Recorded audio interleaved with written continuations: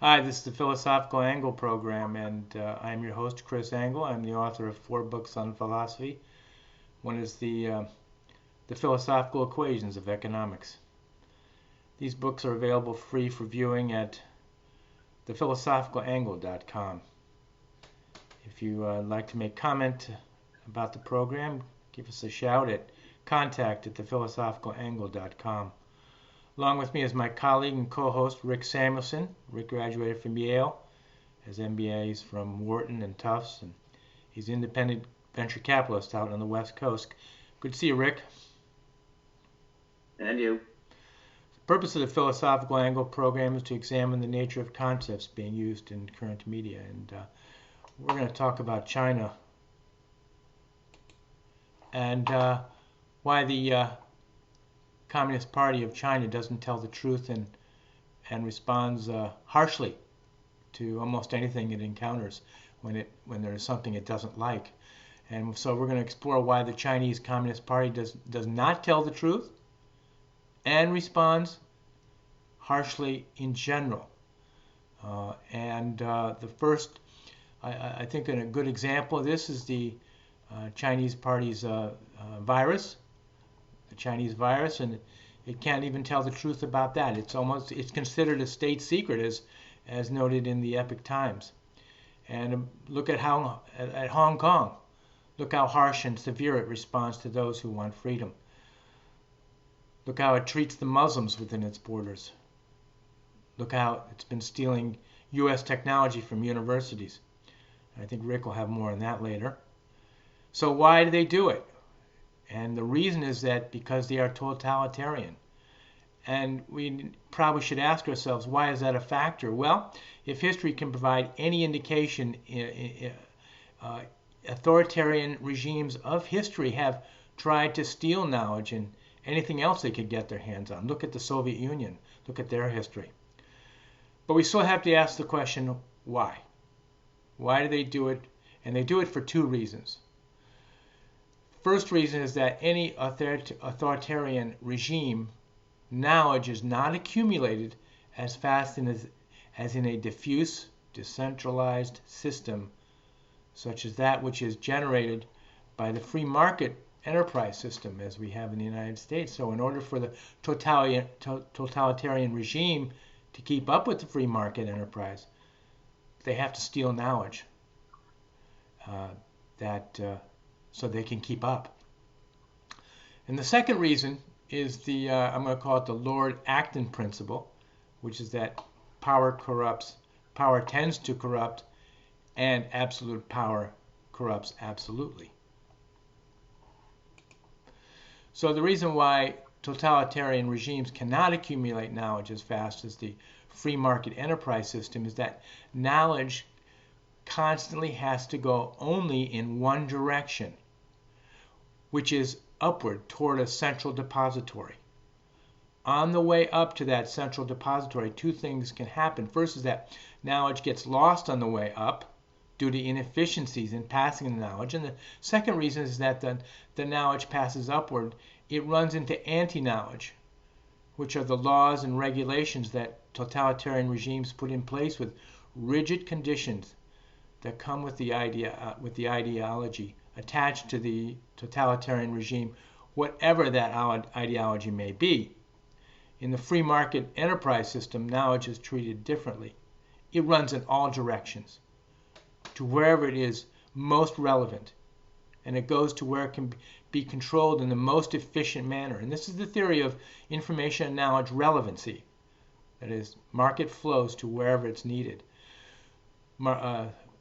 Knowledge flows to wherever it's needed. And thus, in the free market enterprise system, knowledge is dispersed widely throughout the computing functions of all the brains and information centers involved. And these diverse centers are able to keep the relative information and generate and remember all the information as the communication between the centers of knowledge can communicate with each other.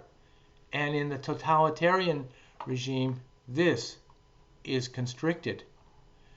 Now, we also mentioned a second reason about the Lord Acton principle, and so we should ask ourselves, how is it that this absolute power corrupts absolutely involved as a second reason. And so let's take a look at the ingredient, which was the construction of our consciousness, of the decision-making process, which includes the ordering of our priorities, which are bits of knowledge. And we construct our priorities in our consciousness, and the totalitarian who has absolute power will construct the priorities of great moment or importance that will have great influence throughout his domain. And so we use priorities to order our lives, and they're bits of knowledge. And all government leaders have to make great decisions of great importance, but those with absolute power make them without restraint, and this is key. They can do this because they have absolute power. Thus, they can make their decisions without receiving influence from others or receiving input and advice from others, as they are unrestrained by governmental powers. So a totalitarian leader is interested in a particular ideology, say, for example, Islam or communism. The absolute leader will takes an interest in one of these ideologies and then starts to make the priority that he will mold the society to be commensurate with such an ideology. For example, in an Islamic country, such a priority might be that everybody shall have to read the Quran. And when the totalitarian leader makes such a change or decision, he does not seek the influence or advice of prominent leaders in society with their knowledge. He does not seek a democratic vote of confidence in the new society. It is done without influence. The more that power is centralized and complete, the more the totalitarian becomes personally corrupted. He becomes delusional and drunk with power. Therefore, the totalitarian leader seeks only the thoughtfulness of himself or his immediate advisors, who would also hold similar priorities that are close to his, because he, as well as life in general, does not like competition. And so he will, so in order to avoid having to experience the second half of competition, which is he does so to avoid the divergence of priorities, which could lead him away from his own particular decision, his own particular priority that allows him to make a decision. And so, hence, he becomes selfish, introverted, and often this can be even accompanied by paranoia. Take Stalin as an example. If you read Solzhenitsyn, he was well portrayed as to have paranoia, and this is the corruption. So, and this is the corruption of oneself, and therefore, absolute power corrupts absolutely. And as we mentioned, Stalin's a good example of this. So we know absolute power corrupts absolutely. We have established the reason, but why is it necessarily so? And the reason is that because there is no cooperative behavior in the totalitarian's life, and because of that, he'll descend into selfishness. And as the totalitarian leader no longer has any reason to cooperate with others, he examines his own priorities alone. And if those priorities he chooses to live by tend to go away from the first dictum of life and economics, which is that life entities seek goodness for itself and continually seeks goodness for itself. But for the individual to seek collective goodness first and foremost, then a country is in for a problem, because the flow of information will be inhibited, and also because he's a totalitarian, doesn't have to accept any other priorities other than his own. The amount of obligation to cooperate with others diminishes almost to zero.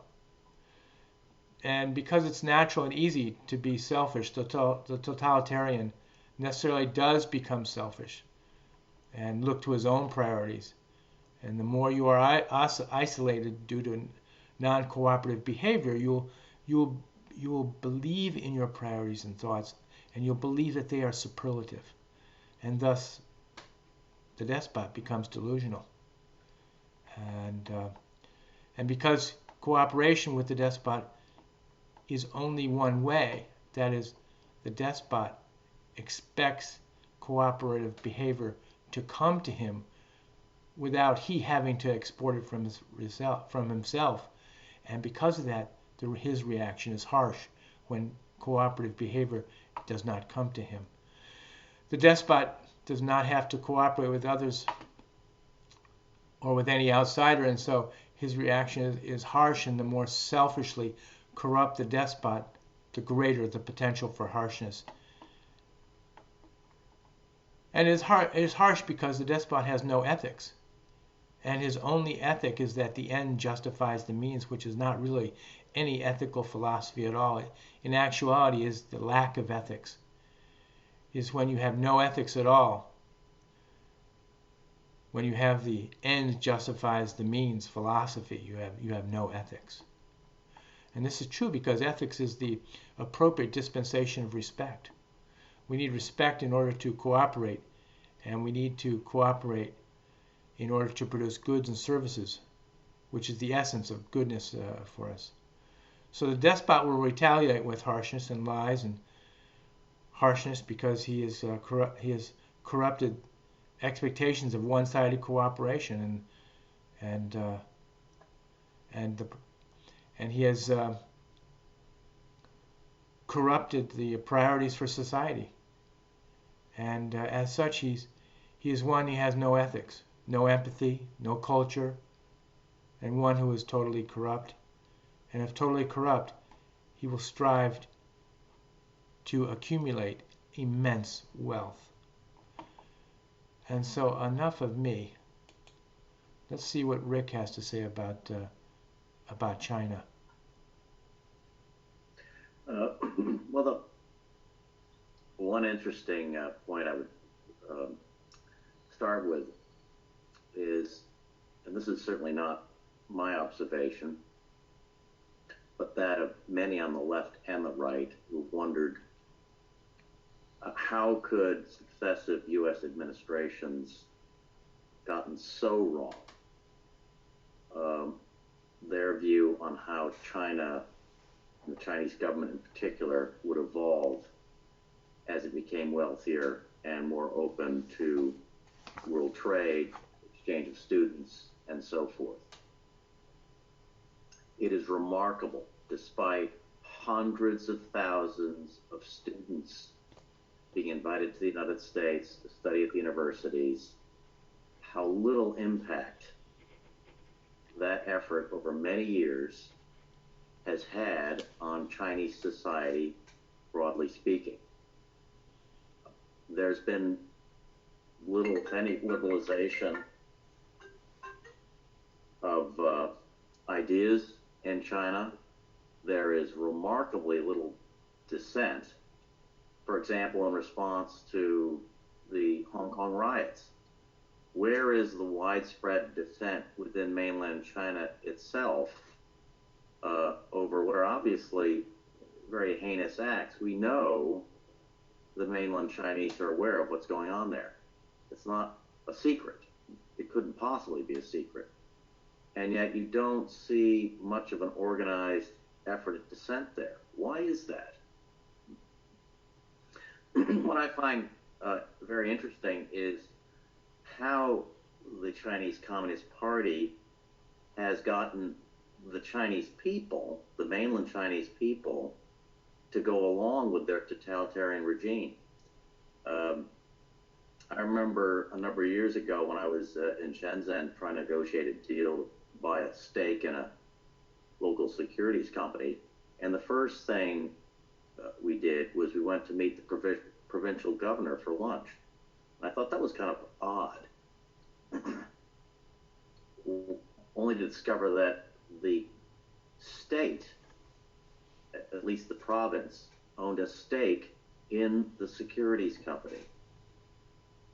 And this is this is one interesting differentiating factor in China you don't see as much elsewhere, let's put it that way. It's not exclusive to China, but the fact that the Communist Party owns widespread stakes within businesses provides a convenient way of aligning private business with the interests of the state.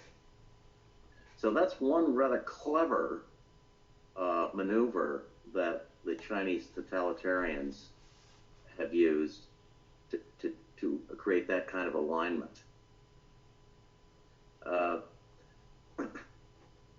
The other thing I would note is that China has been very consistent in marshaling, call it grievance nationalism, grievance-based nationalism, to great effect. And it's reminiscent of what Hitler's socialists did in Germany in the 30s. And their grievance, of course, was with respect to the reparations following World War I and the perception that they were being unduly punished. In China, very much the same dynamic exists. They successfully make the argument that the West, in particular, took advantage of China for many years, and that for us to recover our former glory, the state must advance the national interest, and Chinese, certainly mainland Chinese, should subscribe to an extreme form of nationalism, and in fact they do. And that's very clear in all of the chatter whenever there's a disagreement with Japan, whenever there's a disagreement with the United States. The online chatter is overwhelmingly pro totalitarian Chinese government. There have been many instances where Hong Kong Chinese protesters at universities have been confronted by students from the mainland over protesting the horrific lockdowns and riot control measures that are being used in Hong Kong. So you've got Hong Kong Chinese literally fighting mainland Chinese at foreign universities. Oh. So I don't, because the totalitarian Chinese Communist Party has been so successful at inculcating this notion of grievance-based nationalism, and it's done through the schools and in the media. They control all the media. They also have aligned businesses with this agenda. I don't see any way to blunt their effort to become, in the first instance, the dominant military power in the Pacific, except by directly confronting them militarily. That is where we are going. It's not going to happen through undertaking another lecture at Harvard University. It's not going to happen by setting up American schools in Shanghai.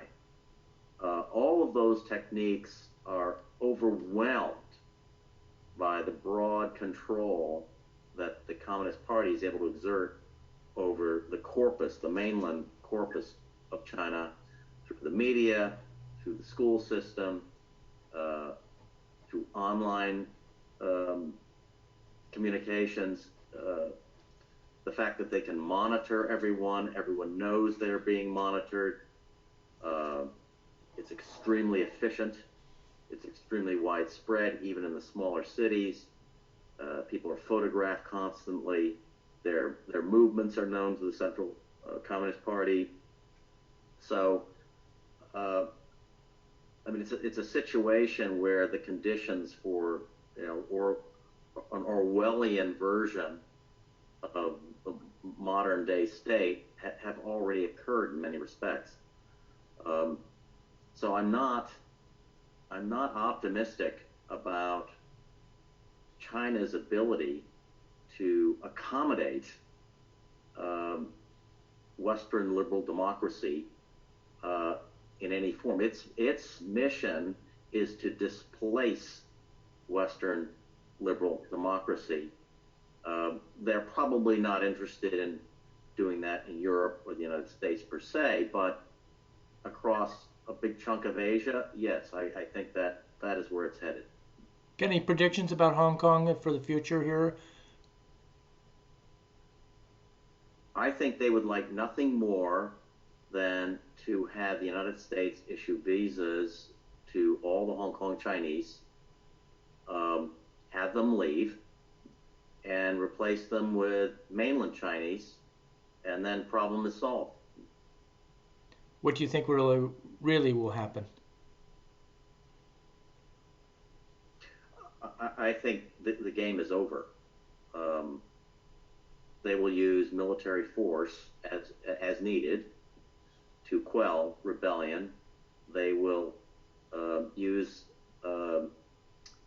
their vast monetary resources to buy into companies or take over companies directly to align businesses with their interests.